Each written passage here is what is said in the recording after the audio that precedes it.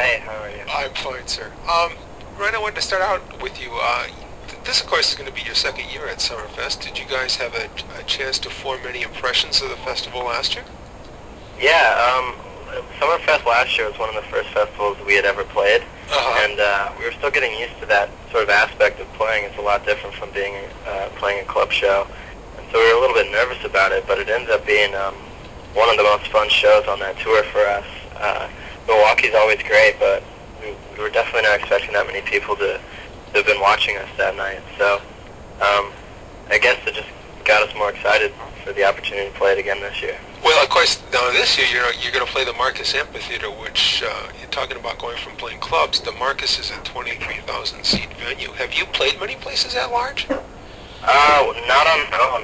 Like I said, we've done a few festivals like that, but we've never headlined anything that's that big before. So it's I don't know. It's a little bit exciting and it's a little bit scary at the same time because we haven't played a show in about 3 months now. So. Oh, okay. So it's kind of a new test for the band. There's Yeah. obviously a very theatrical aspect to Panic at the Disco. Can we expect a lot of props and extras? Well, we're trying to figure out what we want to do because we want to make something special, but we haven't been on tour for a long time, so this is sort of just a one-off show, and then we're going to get back to the studio because we're in the middle of writing a record right now. So Oh, okay. we're not sure. We're not sure exactly what we want to do. We want to do something different and exciting for people to see since we're headlining, and we got to think of something, but it's definitely going to be different than from what they saw last year. How's the new record coming along? It's going well. We're probably 3/4 of the way done writing, and we should start tracking next month sometime. And we're really excited about it. Hopefully, depending on how rehearsals go and stuff, we might be able to play a new song. I was going to ask you, because obviously 11 songs for a big headlining show like this is not going to be enough to get you through the whole night. Are you going to play any of the new material? Or?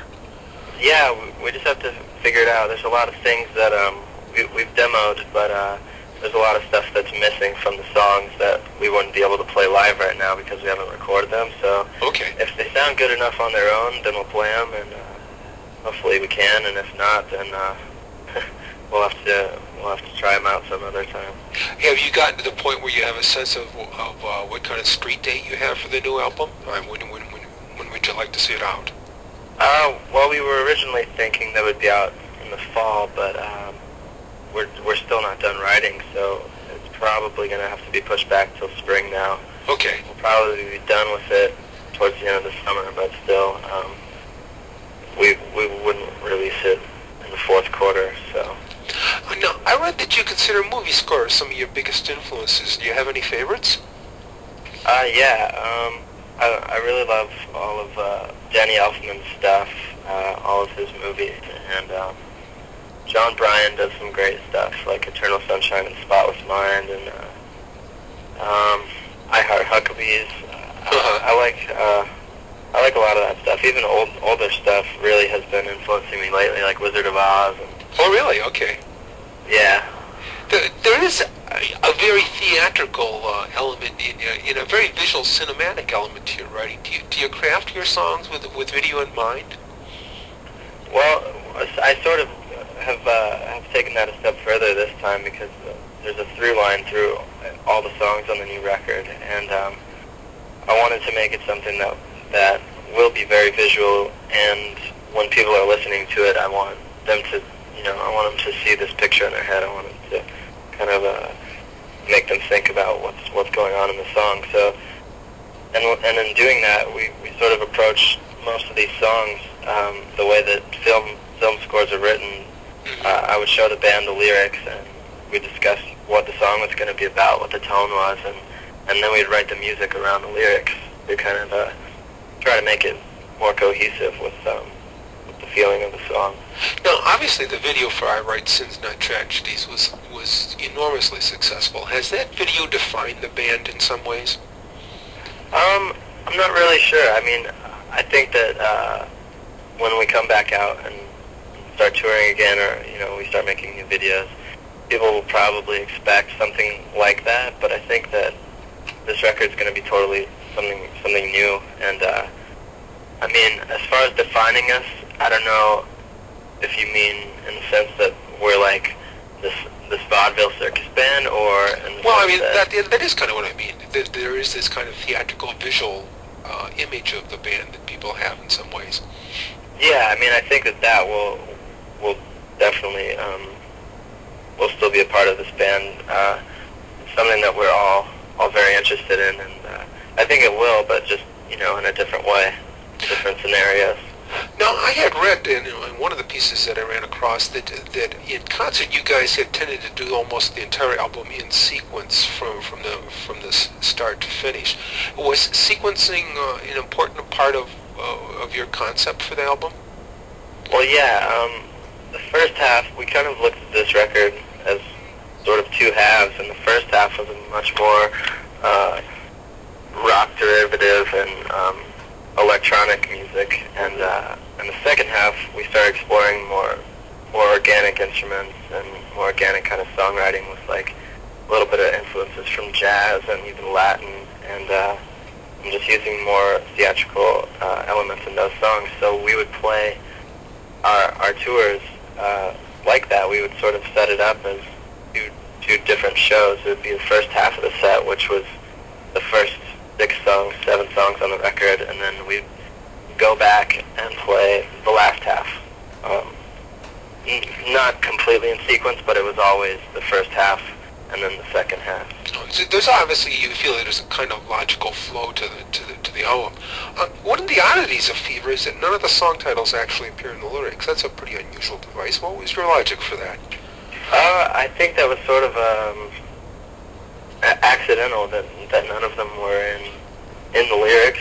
Uh-huh. But we would just have working titles for stuff, and I don't know. I just wanted to do something different with song titles than what everyone always does. It's just kind of something that I thought could be another creative aspect of the song. Just about every article I've read on you guys, and I guess this is understandable, but they focus on the remarkable good fortune you had in getting signed before you even played a gig and how fast you guys broke out. I suppose that's kind of like being reminded constantly that you just won the lottery. Does it get tiresome after a while? Yeah, it does. I mean, I feel like that's a nice story for people to print, but I've been playing in bands since I was 13 years old. I've been playing in a band with our drummer for 5 years before we got signed, so it's not like we picked up our instruments one day and next second we had a record deal. Yeah, so it's not like you got signed immediately out of the egg. Right.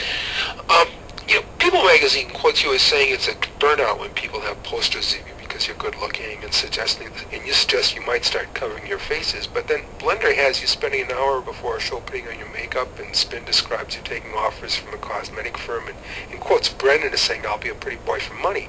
You sound a bit conflicted about your pinup status. I think that we sort of just take that as a sort of a lighthearted part of this band, and a lot of times our sarcasm doesn't come through in paper. So, okay, all right. I mean, that kind of stuff, I guess, the Beatles went through it. Sure. And I guess it's just one of those things that you really don't have any control over. You can only just hope that, those people, if they've got a poster of us up in their room, they also are listening to the songs and hopefully understanding what's really important to us. Yeah, one of the surprising things I ran across, one of the stories mentions how some of your earliest musical exposure was listening to your dad's Garth Brooks records. Is there anything from your country music upbringing that has seeped into Panic? Well, I don't know if it's going to end up on this record or not, but our bass player, John, is really into folk music. He's like Bob Dylan's his favorite musician. And, oh, okay.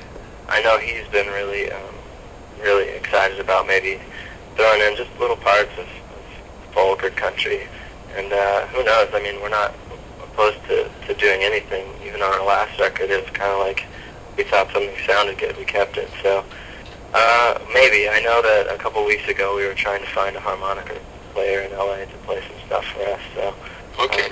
You might see some. So something down home may seep in there someplace. Yeah. Vegas must be a pretty strange place to grow up. How has that shaped the band?